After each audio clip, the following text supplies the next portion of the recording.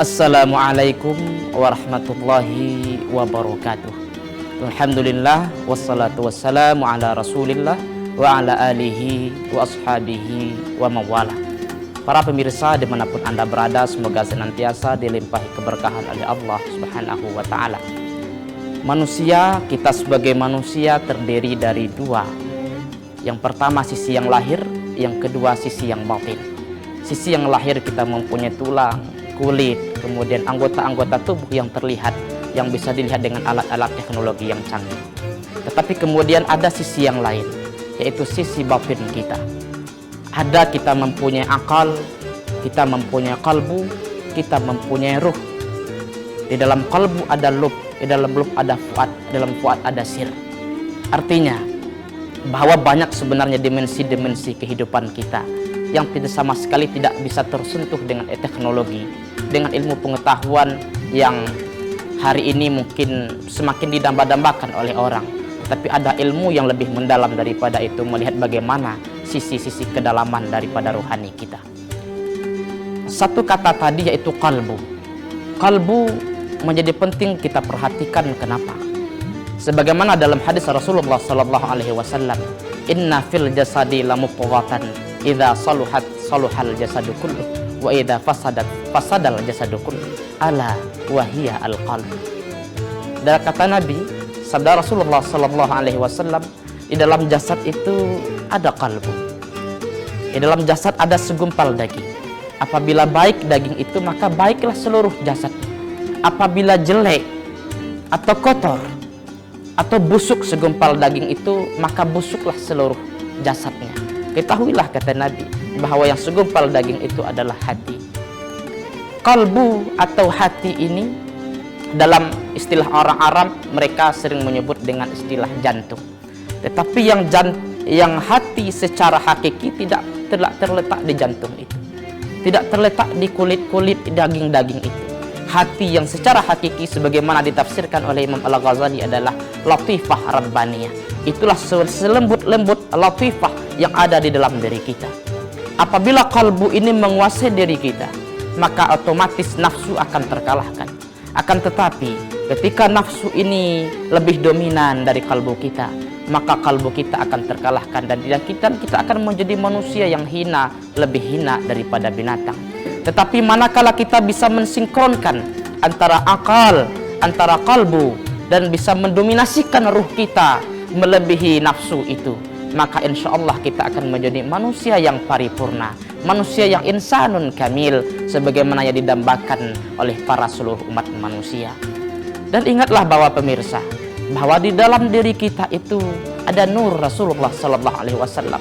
Sebagaimana Allah mengatakan dalam hadis kursinya, laulaka ya Muhammad lama khuliqal alam. Dalam riwayat lain, lama khuliqal akhlaq.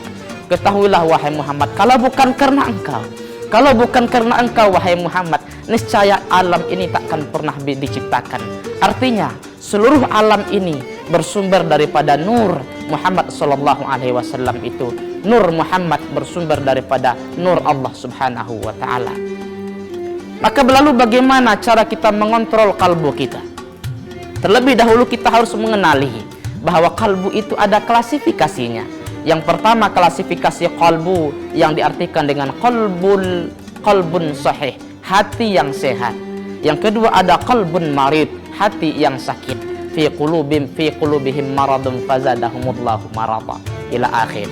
Dan yang ketiga ada qalbun mayit, hati yang mati. Sekarang pertanyaannya adalah kembali kepada kita. Hati kita ini masuk hati yang sehat, hati yang sakit, atau hati yang mati? Kalau kita merasakan diri kita masih bisa beribadah kepada Allah, semakin cinta kepada Allah, semakin senang untuk bersolawat dan berzikir, terlebih di bulan Ramadan ini, maka insya Allah hati kita tergolong ke dalam hati yang sehat. Kalau kita tidak ada rasa dendam benci kepada orang lain, insya Allah kita termasuk golongan hati yang sehat.